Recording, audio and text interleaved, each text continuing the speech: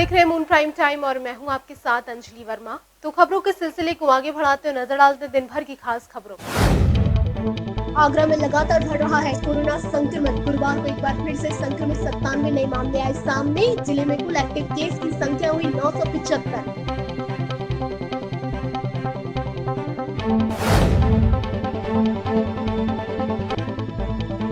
आगरा के आरटीओ विभाग में कर्मचारी नहीं दलाल तंत्र करता है काम। मून टीवी के स्टिंग से चौंकाने वाली तस्वीरें आई सामने।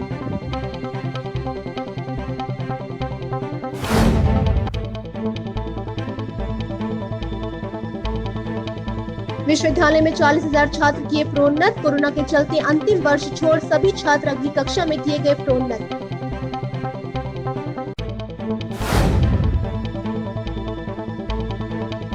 दागी पुलिस कर्मियों की अब विभाग में होगी छुट्टी। 50 से अधिक उम्र के दागी पुलिस कर्मियों को शासन करेगा निलंबित। एडीजी अजय आनंद ने जोन के सभी कप्तानों को दिए कार्यवाही के आदेश।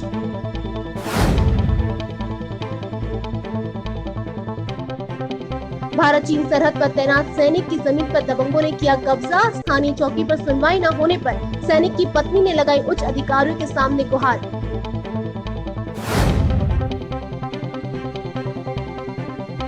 पुलिस और आबकारी टीम ने 3 तस्करों को किया गिरफ्तार।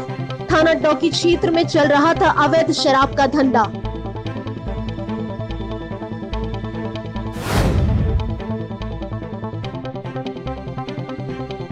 एयू बैंक ने आगरा में अपनी पहली शाखा का किया गुरुवार को शुभारंभ। बैंक के शुभारंभ पर आगरा मेयर नवीन जैन रहे मुख्य रूप से उपस्थित।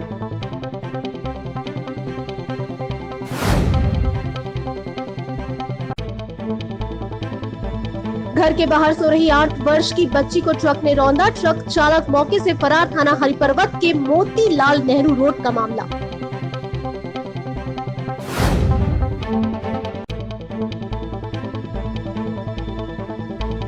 बाजरे की फसल में कीट लगने से फसल हुई बर्बाद। फसल बर्बाद होता देख किसान हुआ बेहाल।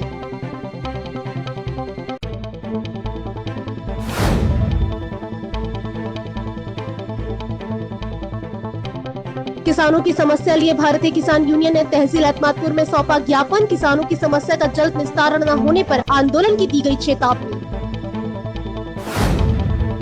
सरकार और आरटीओ प्रशासन आरटीओ कार्यालय में किसी भी प्रकार की दलाली और दलालों पर पूरी तरह से अंकुश लगाने के लाख दावे करे, लेकिन इसके बावजूद संभागीय परिवहन कार्यालय यानी आरटीओ में बिना दलालों के कोई काम नहीं होता। मून टीवी के स्टिंग ऑपरेशन के दौरान ताजनगरी के आरटीओ कार्यालय में दलालों के सक्रिय होने की तस्वीरें साफ साफ नजर आईं। सरकार और आरटीओ प्रशासन आरटीओ कार्यालय में किसी प्रकार की दलाली और दलालों पर पूरी तरह अंकुश लगाने के लाख दावे करे, लेकिन इसके बावजूद संभागीय परिवहन कार्यालय यानी आरटीओ में बिना दलालों के कोई काम नहीं होता। मून टीवी के स्टिंग ऑपरेशन के दौरान ताजनगरी के आरटीओ कार्यालय में दलालों के सक्रिय होने की तस्वीर साफ नजर आई। आरटीओ में जिस काम को लेकर आपको कई चक्कर लगाने के साथ कई घंटे का समय बर्बाद करना पड़ता है, उसे दलाल मोटी रकम लेकर आराम से करा देते हैं।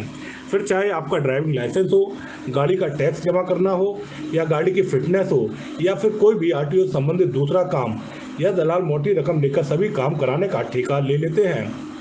मून टीवी ने आगरा के आरटीओ कार्यालय के बाहर एक दलाल से ड्राइविंग लाइसेंस बनवाने और उसके कितने पैसे लगेंगे उसके बारे में जानकारी की तो कई चौंकाने वाली जानकारी सामने आई। ड्राइविंग लाइसेंस बनवाने की लर्निंग लाइसेंस की सरकारी फीस 300 रुपये है और परमानेंट लाइसेंस की 1000 रुपये। उसके एवज में आप खुद सुनिए दलाल बिना किसी डर के किस तरह से खुलकर मोटी रकम मांग रहा है। अच्छा, ड्राइविंग लाइसेंस बनाते हैं क्या? बनाते तो हैं वाले। अच्छा, मैं ये कह रहा था जैसे ये मेरा खो गया है तो उसमें कितना खर्चा आएगा वैसे? खर्चा तो कुल 12 से आवेगा। अच्छा। पर अभी डेट ना मिले फोटो खींचने। अच्छा, ये मेरा पुराना बना हुआ है। समझ रहा हूँ मैं आपको।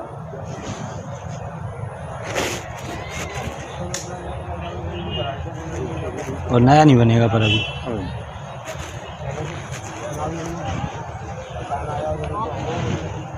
ऐसा होगा टिकट मिल जाएगा क्या? ना बेकार किसी के उसमें भी मत आना। बहकाने में पैसे लेके रख लेगा फिर घुमाता रहेगा। भाई मुझे काम वो नहीं करूँगा तो फ़ोन करोगे भाई साहब क्या हुआ क्या नहीं हुआ। अभी कुछ नहीं हुआ, कोई कार्रवाई नहीं हो रही वहाँ। सुना है कि वो पैसे दे दबा के एक्स्ट्रा कर करा के हो जाता है काम। नहीं नहीं हो रही, फायदा क्या है? अच्छा, चाहो कोई तो काम रसीद कटवा लो बस। बनने का कितना खर्चा आता है? 1500 रुपये आ रहा है लर्निंग का, तो अभी भी बंद है। इसकी सरकारी फीस तो पहले इसकी तो बहुत कम दी थी मैंने। तब कम थी, तब कितनी थी? 300 रुपये होगी परमानेंट की, हाँ। पक्के की। और अभी जो 450 रुपये तो लर्निंग की फीस है।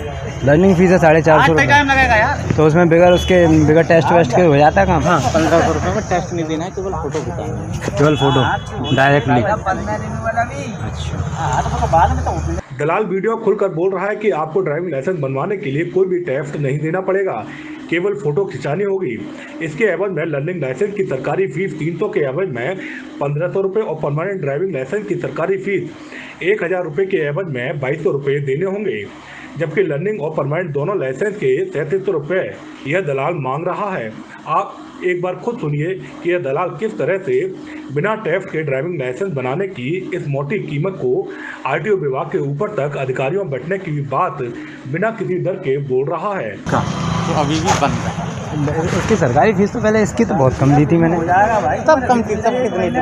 300 रुपये होगी परमानेंट की, हाँ। पक्के की। और अभी जो 450 रुपये तो लर्निंग की फीस है। लर्निंग फीस है 450 रुपये। टाइम लगेगा यार। तो उसमें बगैर टेस्ट वेस्ट के हो जाता है काम? हाँ, 1500 रुपये में टेस्ट नहीं देना है, केवल फोटो खिंचाना है। केवल फोटो डायरेक्टली। और इसके 4 व्हीलर के लिए क्या बोलते हैं, परमानेंट के लिए? अरे मतलब रसीद दे दूंगा 1 महीने में। 2200 रुपये में।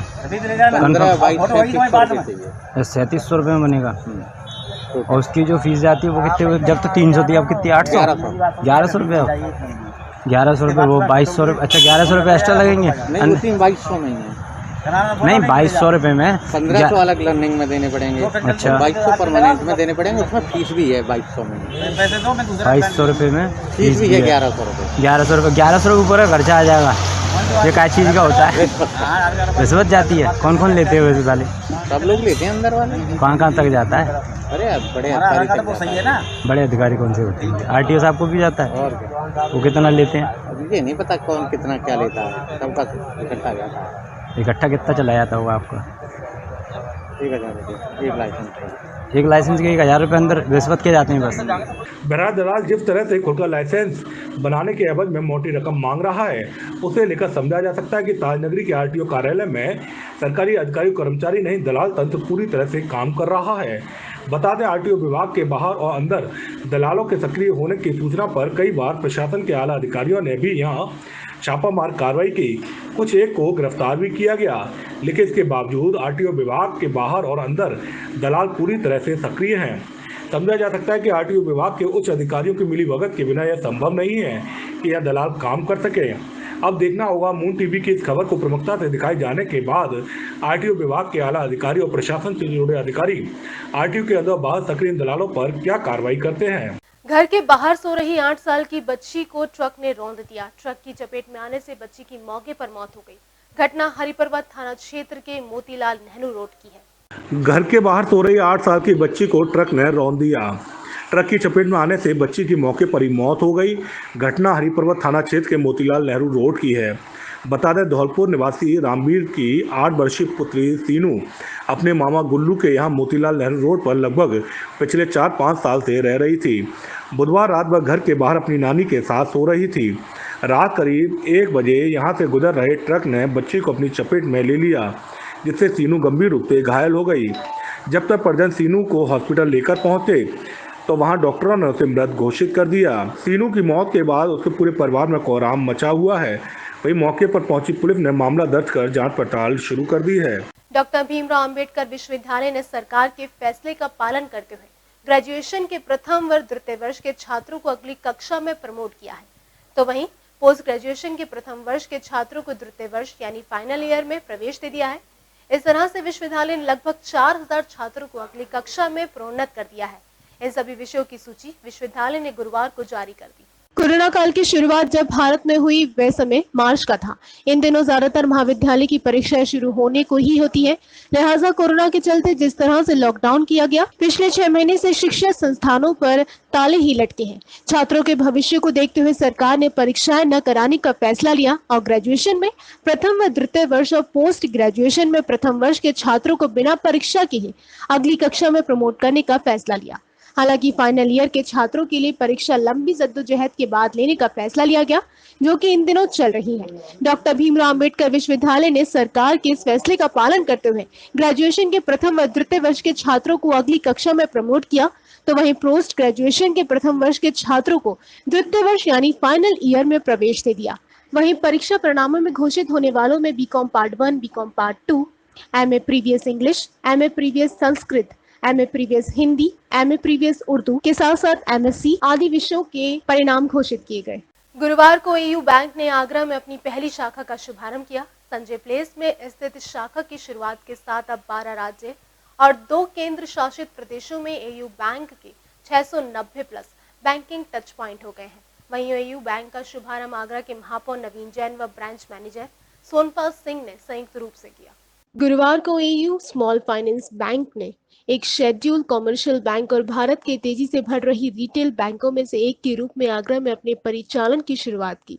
आगरा के मेयर नवीन जैन ने ब्रांच मैनेजर सोनपाल सिंह के साथ आगरा की पहली एयू बैंक शाखा का शुभारंभ किया। संजय प्लेस में स्थित इस शाखा की शुरुआत के साथ अब 12 राज्यों और 2 केंद्र शासित प्रदेशों में एयू बैंक के 690 प्लस बैंकिंग टच पॉइंट्स हो गए हैं। हिंदुस्तान की ऐतिहासिक धरोहर समेटे उत्तर प्रदेश में एयू बैंक लगातार अपनी पहुंच बढ़ा रहा है, ताकि ज्यादा से ज्यादा लोगों तक सरल बैंकिंग पहुंचा सके। इसी क्रम में पिछले कुछ हफ्तों में एयू बैंक ने कानपुर शाखा की भी शुरुआत की है।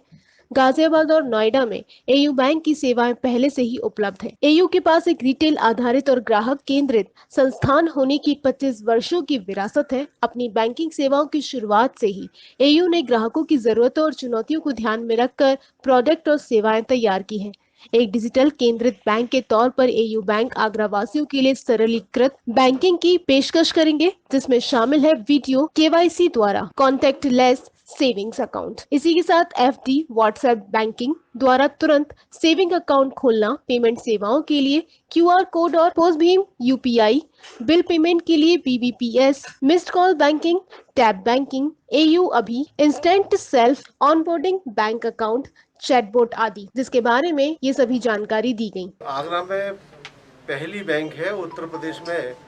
नोएडा में ब्रांच है, गाजियाबाद में है, कानपुर में है, आगरा में शुरुआत हुई है, लखनऊ में भी शुरुआत करने जा रहे हैं। और मुझे लगता है कि संजय प्लेस जो हमारा व्यापारिक क्षेत्र है, उस क्षेत्र में बैंक के खुलने से लाभ मिलेगा यहाँ के नागरिकों को, यहाँ के व्यापारियों को। मैं चाहूँगा कि जो भी शेड्यूल बैंक की फैसिलिटीज़ होती है वो इस बैंक में है। आगरा के नागरिकों से अनुरोध करूँगा कि एक बार इस बैंक में भी आकर अपना बिजनेस करें। निश्चित रूप से अन्य बैंक में जो सेवा है वैसी ही सेवा इस बैंक में भी मिलेगी। इसके अलावा इस शाखा पर सभी बैंकिंग सेवाएं उपलब्ध हैं, जैसे saving account, current account, fix deposit, insurance आदि। सेविंग अकाउंट में ग्राहकों के पक्ष में एयू ने मासिक ब्याज अदायगी की शुरुआत की है। साथ ही आत्मनिर्भर भारत के सपने को साकार करने के उद्देश्य से जगत के लिए भी उनकी जरूरतों के अनुरूप बैंकिंग सुविधाएं उपलब्ध है। शीघ्र लोन के लिए और सुविधाजनक बैंकिंग के लिए कागजी कार्यवाही को भी कम से कम रखा गया है। थाना मलपुरा क्षेत्र के एक गांव के रहने वाले सैनिक की जमीन पर दबंगों ने कब्जा कर लिया है। आरोप है कि सत्ताधारी दल के एक नेता की शह से ये सब किया गया है। सैनिक की वर्तमान तैनाती अरुणाचल प्रदेश भारत चाइना बॉर्डर पर है। सैनिक की पत्नी ने मामले की शिकायत डीएम एसएसपी से की है। कोई जवान सरहद और देश की रक्षा करे और स्थानीय पुलिस प्रशासन उसकी जमीन भी नहीं सुरक्षित रख सके, तो इससे ज्यादा शर्म की बात और कुछ नहीं हो सकती। थाना मलपुरा क्षेत्र के नकला कुठावली गांव के रहने वाले सैनिक की जमीन पर दबंगों ने कब्जा कर लिया। आरोप है कि सत्ताधारी दल के एक नेता की शह पर यह सब किया गया है। आरोप है कि दबंगों ने मिलकर जमीन पर कब्जा कर लिया। सैनिक की वर्तमान तैनाती अरुणाचल प्रदेश भारत चाइना बॉर्डर पर है। सैनिक की पत्नी ने मामले की शिकायत बीते दिनों डीएम से की, पर इसके बाद भी कोई कार्रवाई नहीं की गई। तैनात है आर्मी में और मैं छोटे छोटे बच्चों को लेकर अकेली रह रही हूँ गांव में। मैंने अभी पति ने सर्दियों में प्लॉट लिया था 500 वर्ग गज का, तो उस पर वो देवेंद्र सिंह चार है, उसने दबंगी से ज़बरदस्ती मेरी दीवार को तोड़ लिया है, उस पर कब्जा कर लिया है। तो आपने शिकायत की अधिकारियों से? शिकायत की थी मैं, 2-3 दिन पुलिस के यहाँ वहाँ सब जगह भाग आई, कोई कुछ सुनवाई नहीं हो रही है। आप जिलाधिकारी से भी मिली थी, उन्होंने भी जांच के आदेश दिए थे? कुछ आदेश वादेश कुछ नहीं हुए हैं अभी तक, कोई कार्रवाई नहीं हो रही है। उसने वो है ना बीजेपी के कोई नेता हैं विजय आर्यन, उनका हाथ है उनके ऊपर, बोला था कि तू तेरा पति तो उधर मारा जाएगा, चीन मार देगी तुझे, मैं मार दूंगा बच्चा समेत, क्या तो गाँव छोड़ के भाग जाए यहाँ से और नहीं तेरा नामो निशान मिट जाएगा। दरअसल मामला थाना मलपुरा क्षेत्र के नगला कुठावली में रहने वाले सैनिक रविंद्र सिंह के परिवार का है। सैनिक की पत्नी रंजिता के अनुसार उन्होंने मार्च 2020 में 500 वर्ग गज का प्लॉट का मुख्तारनामा डिफेंस एस्टेट निवासी रितेश चाहर से करवाया था, जिसके बाद पति की अरुणाचल प्रदेश में तैनाती के चलते रंजीता ने प्लॉट पर निर्माण कार्य शुरू करा दिया। पीड़िता का आरोप है कि क्षेत्र का ही एक दबंग देवेंद्र सिंह चाहर उर्फ सोनू अपने राजनीतिक आकाओं के दम पर उनका प्लॉट कब्जाना चाहता है। पीड़िता का आरोप है कि उक्त दबंग आए दिन शराब पीकर पीड़िता से गाली गलौज भी करता है। पीड़िता ने बताया कि उसने इस मामले की शिकायत स्थानीय थाना और चौकी में 16 सितंबर को की थी, लेकिन कोई सुनवाई न होने के चलते 18 सितंबर को जिलाधिकारी प्रभु नारायण सिंह से मिलकर शिकायत की, जिसके बाद जिलाधिकारी ने जांच के आदेश दिए थे। पीड़िता के अनुसार जिलाधिकारी के आदेश के बावजूद भी कोई कार्यवाही नहीं की गई। वो अपने परिवार के साथ भयमुक्त जीवन जीने को मजबूर है। पीड़िता का आरोप है कि सत्ताधारी दल से जुड़े एक नेता का उक्त दबंग को संरक्षण प्राप्त है, जिसके चलते कोई कार्यवाही नहीं हो पा रही। यहाँ वक्त हो चुका छोटे से ब्रेक का। ब्रेक के बाद भी खबरों का सिलसिला इसी तरीके से रहेगा जारी। आप बने रहिए हमारे साथ।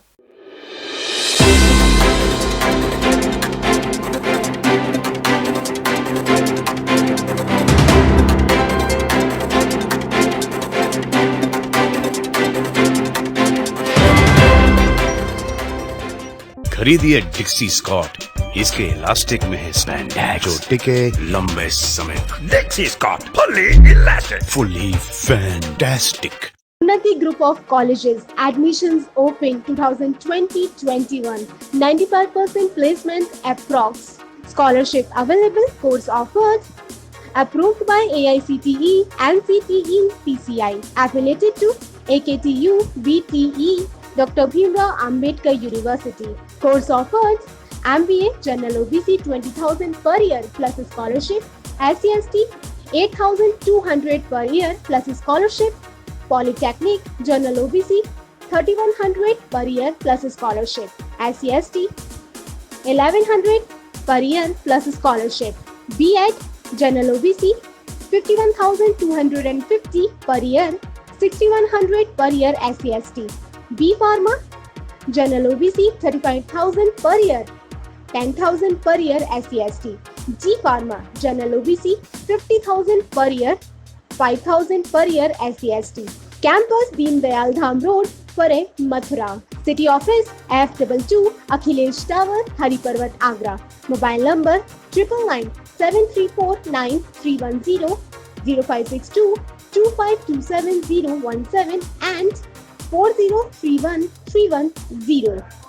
केंद्रीय पादुका प्रशिक्षण संस्थान CFTI आगरा रोजगार परक पाठ्यक्रमों के लिए प्रवेश सूचना। प्रवेश प्रक्रिया काउंसलिंग के माध्यम से। पाठ्यक्रम प्रारंभ होने की तिथि 1 अक्टूबर 2020। Admission open for diploma in footwear manufacture and design 2 years, advance certificate in footwear design and product development 1 year, PG diploma in footwear technology 18 month, certificate in shoe CAD CAD 3 months. Hostel facility available, 100% placement assistance. MSME business opportunity. Address C41 and 42 Site C, Industrial Area, Sikandra, Agra 282007. Contact number 7310642370 and 7906800655.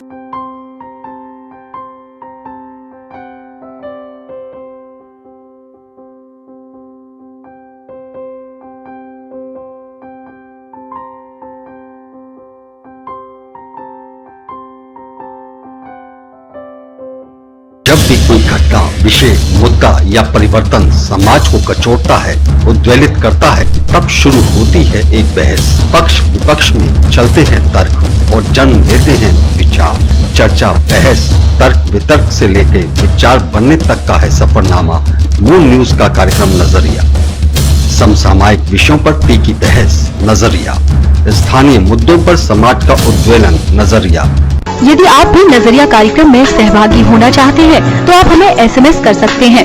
Type कीजिए अपना नाम, mobile number, कार्य विषय की जानकारी और SMS करें 9639000300। Break के बाद एक बार फिर आप सभी का स्वागत है। नजर डालते हैं आगे की ताजा खबरों पर।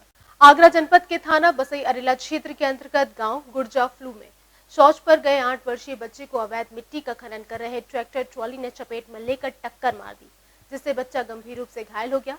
चीख पुकार सुनकर ग्रामीण और परिजन भी एकत्रित हो गए। उन्होंने तत्काल ट्रैक्टर को घेराबंदी कर पकड़ लिया। बच्चे को गंभीर अवस्था में इलाज के लिए अस्पताल में भर्ती कराया गया है। आगरा जनपद के थाना बसई अरेला क्षेत्र के अंतर्गत गांव गुर्जा फ्लू में सुबह शौच पर जा रहे 8 वर्षीय बच्चे को अवैध मिट्टी का खनन कर रहे ट्रैक्टर ट्रॉली ने अपनी चपेट में लेकर टक्कर मार दी, जिससे बच्चा गंभीर रूप से घायल हो गया। चीख पुकार सुनकर ग्रामीण और परिजन एकत्रित हो गए। उन्होंने तत्काल ट्रैक्टर को घेराबंदी कर पकड़ लिया। बच्चे को गंभीर अवस्था में इलाज के लिए अस्पताल भिजवाया गया। जानकारी के अनुसार थाना बसई अरेला क्षेत्र के अंतर्गत गांव गुर्जा फ्लू निवासी किसान गिरीश सिंह का 8 वर्षीय पुत्र रवि कुमार गुरुवार को सुबह खेत में शौच के लिए जा रहा था। उसी दौरान गांव के पास से ही खेतों से खुदाई करके अवैध मिट्टी खनन ईंट भट्टों पर ट्रैक्टर ट्रॉलियां ले जाई जा रही थी। तेज रफ्तार मिट्टी से भरे ट्रैक्टर ने बच्चे को चपेट में लेकर टक्कर मार दी, जिससे बच्चे का पैर फ्रैक्चर हो गया। बच्चा गंभीर रूप से घायल हो गया। चीख पुकार सुनकर परिजन और ग्रामीण भी एकत्रित हो गए। उन्होंने घेराबंदी कर ट्रैक्टर को पकड़ लिया। यहाँ पर हमारे चाचा का लड़का है रवि कुमार सन ऑफ गिरीश सिंह। वो लड़का सुबह शौच के लिए जा रहा था। एक मिट्टी से भरे ट्रैक्टर ने उसे अपनी चपेट में ले लिया है और उससे उसकी एक टांग फ्रैक्चर हो गई है। लड़के की हालत बहुत गंभीर है और हम सब गांव वालों ने उस ट्रैक्टर को मिट्टी से भरे ट्रैक्टर को पकड़ लिया है और पुलिस मौके पर आ चुकी है। वहीं ट्रैक्टर चालक ट्रैक्टर छोड़कर फरार हो गए। परिजनों ने तत्काल इसकी सूचना स्थानीय पुलिस को दी। मौके पर पहुंची पुलिस ने कार्यवाही करनी शुरू कर दी। बच्चे को गंभीर घायल अवस्था में परिजनों द्वारा आगरा के निजी अस्पताल में इलाज के लिए भर्ती किया गया, जहां बच्चे का नाजुक स्थिति में इलाज जारी बताया जा रहा है। घायल बच्चे के परिजन ने गांव के खेतों से ट्रैक्टर ट्रॉलियों द्वारा अवैध मिट्टी खनन के खिलाफ आक्रोश जताते हुए पुलिस से कार्यवाही की मांग की है। वहीं पुलिस ने मामले की जांच पड़ताल शुरू की है। तहसील फतेहाबाद क्षेत्र के कई गांवों में किसान की बाजरे की फसल में कीट लगने से किसान की फसल पूरी तरह से बर्बाद होने की कगार पर है। बाजरे की फसल में कीट लगने से किसान काफी परेशान है। किसानों ने सरकार से उचित मुआवजे की मांग की है। थाना नेवोरा क्षेत्र के कई गांवों में बाजरे के खेतों में कीड़ा लगने से बाजरा की फसल किसानों की आंखों के सामने नष्ट हो रही है और किसान कुछ भी नहीं कर पा रहे हैं। बाजरे की बाल में कीड़े ही कीड़े नजर आ रहे हैं। सुंडी नामक कीड़ा उस बाजरे की बाल को पूरी तरह नष्ट कर रहा है। लगभग किसान का 40 से 50% का नुकसान की संभावना है। वहीं सुंडी का प्रकोप कम नहीं हो रहा है। कुतरी हुई बाजरा की बालियों से परेशान किसानों के नुकसान का सर्वे न होने पर किसानों ने रोष जताया है। अभी तो इतना नष्ट हो चुका है कि रुपए में से 10 पैसे भर रह गया है और बाकी का सब नष्ट हो चुका। आपने जो कोई दवाई वगैरह छिड़काव किया है? सर दवाई की तो अभी कोई जानकारी नहीं है और जानकारी होगी दवाई की तभी तो छिड़काव करेंगे कि किससे कीड़ा मरेगा। ये ऐसे कितने गांव हैं जिनमें कीड़े की संभावना बनी हुई है बाजरा नष्ट होने की? कितने गाँवों में है, थाना नेवोरा के आसपास जितने गांव हैं तो सभी गांवों में यही चल रहा है। अच्छा, कोई दवाई वगैरह कोई अभी छिड़काव नहीं हुआ है? कोई दवाई नहीं है, सारी फसलें ऐसे नष्ट हो रही हैं ऐसे इसी तरीके से नष्ट। अच्छा, जो बाबा तुम्हारे गांव जो क्षेत्र में आज बाजरे के में जो कीड़ा आ रहा है, कितना कीड़ा आ रहा है आपके बाजरे में? बहुत ज़्यादा। कितनी समस्या आ रही है आपको? इसी का के रुपया में मुँह तो नहीं लगाते है, रुपया भरी है। अच्छा, एक आध वाले बात बकाया है नहीं, इसी का में कीड़ा है। कितनी खेती नष्ट हो रही है जो कीड़े की वजह से? मुकटी नष्ट है रही है और पास। तो बाबा आपने कोई दवाई का छिड़काव किया है? हमने कछु ना करो भैया, हमने का जाने। नेवोरा क्षेत्र में काफी गांव में बाजरे की फसलों में कीड़े का प्रकोप बढ़ गया है और इससे काफी नुकसान भी पहुंच रहा है। संदिग्ध परिस्थितियों में महिला का पेड़ पर शव लटका मिलने से पूरे क्षेत्र में सनसनी फैल गई। घटना थाना क्षेत्र के राजाराम रामपुरा की है। महिला बुधवार से गायब थी। पुलिस ने शव का पंचनामा भर जांच पड़ताल शुरू कर दी। आगरा जनपद के थाना भाट क्षेत्र के अंतर्गत गांव राजा रामपुरा में एक महिला का शव गांव के बाहर खेतों में पेड़ पर फांसी के फंदे पर लटका मिला, जिससे ग्रामीणों में हड़कंप मच गया। सूचना पहुंची पुलिस ने महिला के शव का पंचनामा भरकर पोस्टमार्टम के लिए भेज दिया है। पुलिस मामले की जांच पड़ताल में जुट गई है। परिजनों ने महिला की हत्या की आशंका जताई है। जानकारी के अनुसार थाना भाट क्षेत्र के अंतर्गत गांव राजा रामपुरा में एक महिला कल शाम को अचानक गायब हो गई, जिसे परिजन रात भर ढूंढते रहे मगर महिला नहीं मिली। तो परिजनों को चिंता हुई। गुरुवार को सुबह महिला का शव गांव के बाहर खेतों में पेड़ पर लटका मिला, जिससे ग्रामीणों में हड़कंप मच गया।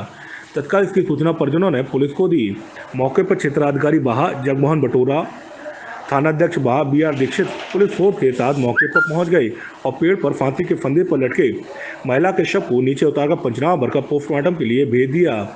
वहीं पति का आरोप है कि महिला के साथ दुष्कर्म कर उसकी हत्या कर शव को पेड़ पर लटका दिया गया है। इसने मेरे को बोला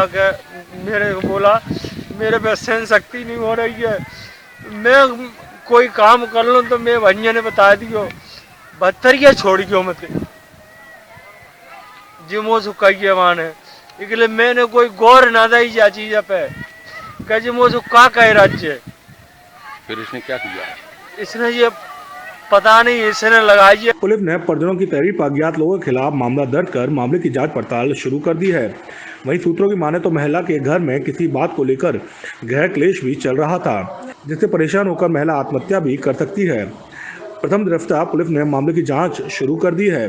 पुलिस पता लगा रही है कि आखिर महिला की मौत कैसे हुई। थाना डौकी पुलिस व आबकारी विभाग की संयुक्त कार्यवाही में नकली शराब की बोतलें सहित 3 अभियुक्तों को गिरफ्तार किया गया है।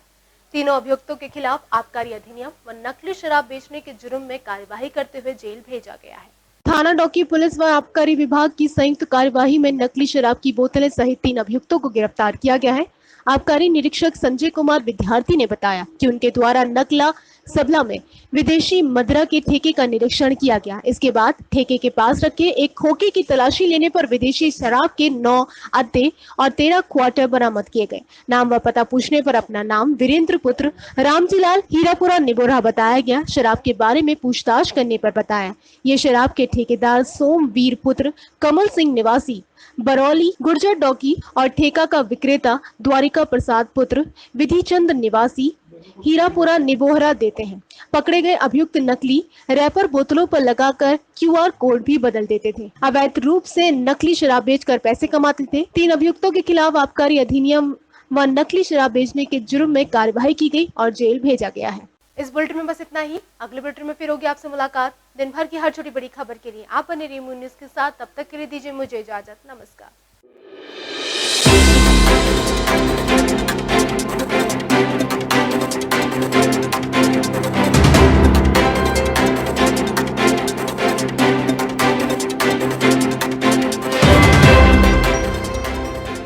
क्या चीज बनाई ऊपर वाले ने? ये नहीं वो। हर कांड में मेरा नाम।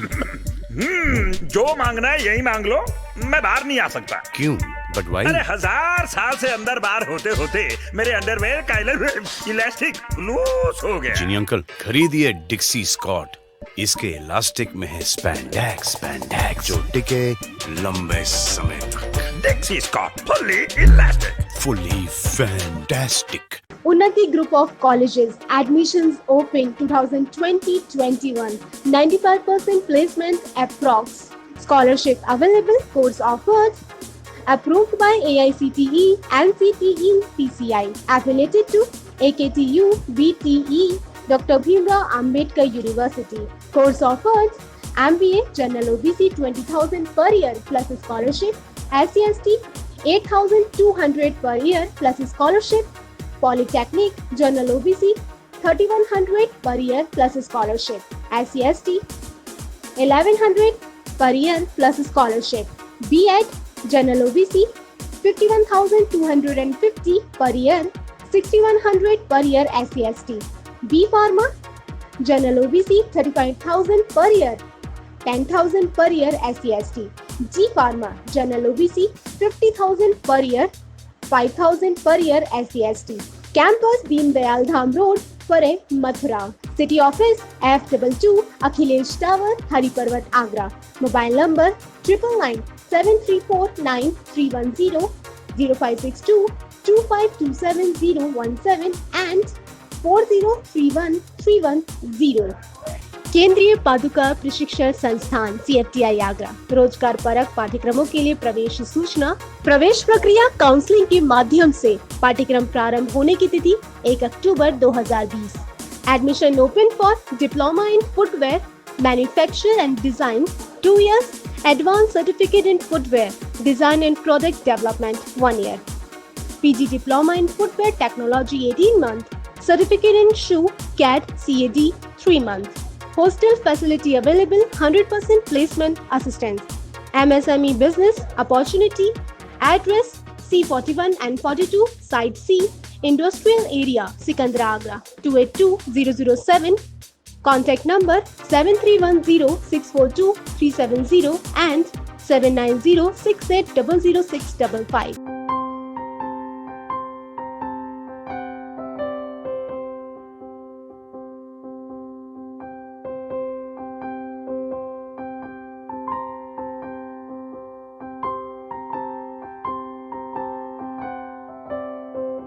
जब भी कोई घटना, विषय, मुद्दा या परिवर्तन समाज को कचोटता है, उद्वेलित करता है, तब शुरू होती है एक बहस। पक्ष विपक्ष में चलते हैं तर्क और जन्म लेते हैं विचार।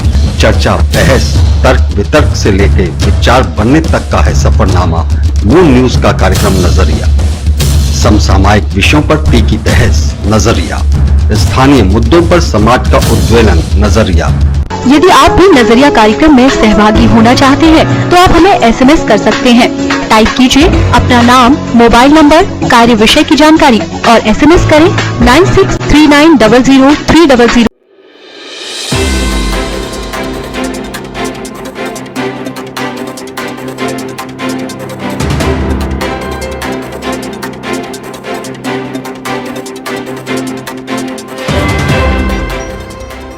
नमस्कार, आप देख रहे हैं मून प्राइम टाइम और मैं हूं आपके साथ अंजलि वर्मा। तो खबरों के सिलसिले को आगे बढ़ाते हुए नजर डालते हैं दिन भर की खास खबरों पर।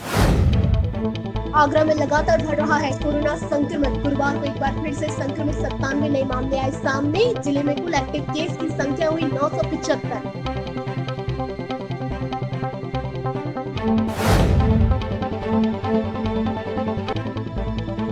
आगरा के RTO विभाग में कर्मचारी नहीं दलाल तंत्र करता है काम। मून टीवी के स्टिंग से चौंकाने वाली तस्वीरें आई सामने।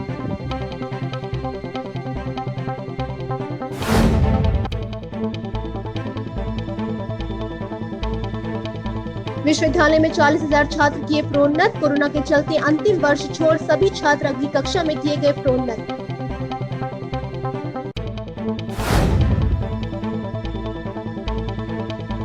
दागी पुलिस कर्मियों की अब विभाग में होगी छुट्टी। 50 से अधिक उम्र के दागी पुलिस कर्मियों को शासन करेगा निलंबित। ADG अजय आनंद ने जोन के सभी कप्तानों को दिए कार्यवाही के आदेश।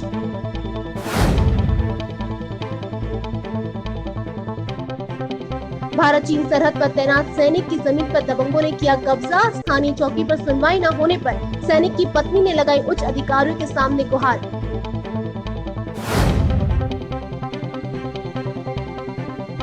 पुलिस और आबकारी टीम ने 3 तस्करों को किया गिरफ्तार। थाना डौकी क्षेत्र में चल रहा था अवैध शराब का धंधा।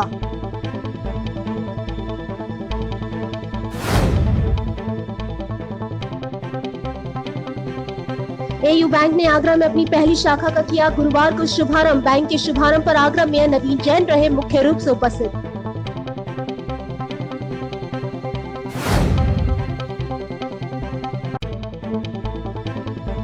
घर के बाहर सो रही 8 वर्ष की बच्ची को ट्रक ने रौंदा। ट्रक चालक मौके से फरार। थाना हरिपर्वत के मोतीलाल नेहरू रोड का मामला।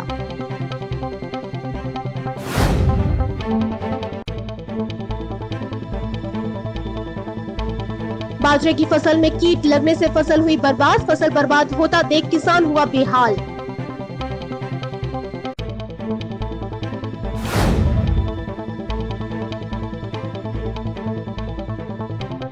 किसानों की समस्या लिए भारतीय किसान यूनियन ने तहसील एतमादपुर में सौंपा ज्ञापन। किसानों की समस्या का जल्द निस्तारण न होने पर आंदोलन की दी गई चेतावनी। सरकार और आरटीओ प्रशासन आरटीओ कार्यालय में किसी भी प्रकार की दलाली और दलालों पर पूरी तरह से अंकुश लगाने के लाख दावे करे, लेकिन इसके बावजूद संभागीय परिवहन कार्यालय यानी आरटीओ में बिना दलालों के कोई काम नहीं होता। मून टीवी के स्टिंग ऑपरेशन के दौरान ताजनगरी के आरटीओ कार्यालय में दलालों के सक्रिय होने की तस्वीरें साफ साफ नजर आईं। सरकार और आरटीओ प्रशासन आरटीओ कार्यालय में किसी प्रकार की दलाली और दलालों पर पूरी तरह अंकुश लगाने के लाख दावे करे, लेकिन इसके बावजूद संभागीय परिवहन कार्यालय यानी आरटीओ में बिना दलालों के कोई काम नहीं होता। मून टीवी के स्टिंग ऑपरेशन के दौरान ताजनगरी के आरटीओ कार्यालय में दलालों के सक्रिय होने की तस्वीर साफ नजर आई। आरटीओ में जिस काम को लेकर आपको कई चक्कर लगाने के साथ कई घंटे का समय बर्बाद करना पड़ता है, उसे दलाल मोटी रकम लेकर आराम से करा देते हैं। फिर चाहे आपका ड्राइविंग लाइसेंस हो, गाड़ी का टैक्स जमा करना हो या गाड़ी की फिटनेस हो या फिर कोई भी आरटीओ संबंधित दूसरा काम, यह दलाल मोटी रकम लेकर सभी काम कराने का ठेका ले लेते हैं। मून टीवी ने आगरा के आरटीओ कार्यालय के बाहर एक दलाल से ड्राइविंग लाइसेंस बनवाने और उसके कितने पैसे लगेंगे उसके बारे में जानकारी की तो कई चौंकाने वाली जानकारी सामने आई। ड्राइविंग लाइसेंस बनवाने की लर्निंग लाइसेंस की सरकारी फीस 300 रुपये है और परमानेंट लाइसेंस की 1000 रुपये। उसके एवज में आप खुद सुनिए दलाल बिना किसी डर के किस तरह से खुलकर मोटी रकम मांग रहा है। अच्छा, ड्राइविंग लाइसेंस बनाते हैं क्या? बनाते तो हैं वाले। अच्छा, मैं ये कह रहा था जैसे ये मेरा खो गया है तो उसमें कितना खर्चा आएगा वैसे? खर्चा तो कुल 12 से आवेगा। पर अभी डेट ना मिले फोटो खींचने। अच्छा, ये मेरा पुराना बना हुआ है। समझ रहा हूँ मैं आपको।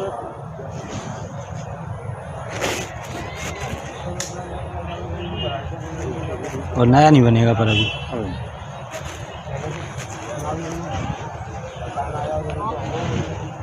ऐसा होगा टिकट मिल जाएगा? ना बेकार किसी के उसमें भी मत आना।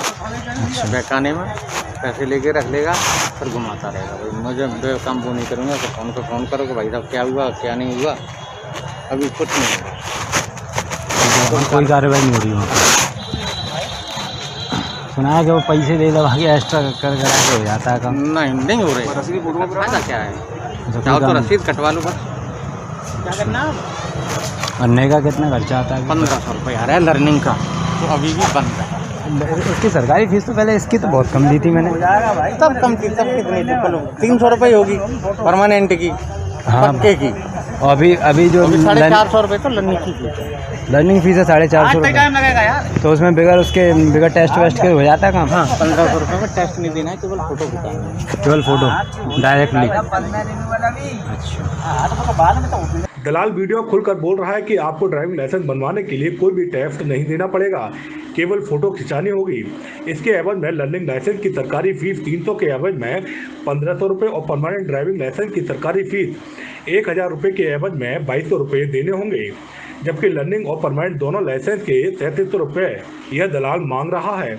आप एक बार खुद सुनिए कि यह दलाल किस तरह से बिना टैक्स के ड्राइविंग लाइसेंस बनाने की इस मोटी कीमत को आरटीओ विभाग के ऊपर तक अधिकारियों बैठने की बात बिना किसी डर के बोल रहा है। तो अभी भी बन रहा है। उसकी सरकारी फीस तो पहले इसकी तो बहुत कम दी थी मैंने। तब कम थी, तब कितनी थी? 300 रुपये होगी परमानेंट की। हाँ, पक्के की। और अभी जो 450 रुपये तो लर्निंग की फीस है। लर्निंग फीस है 450 रुपये। टाइम लगेगा यार। तो उसमें बगैर टेस्ट वेस्ट के हो जाता है काम? हाँ, 1500 रुपये में टेस्ट नहीं देना है, केवल फोटो खिंचाना। केवल फोटो डायरेक्टली।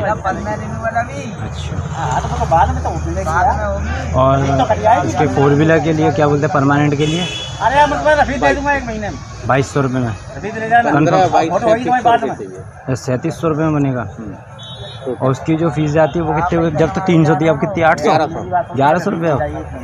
1100 रुपये वो 2200 रुपये। अच्छा, 1100 रुपये एक्स्ट्रा लगेंगे? नहीं, 2200 नहीं है।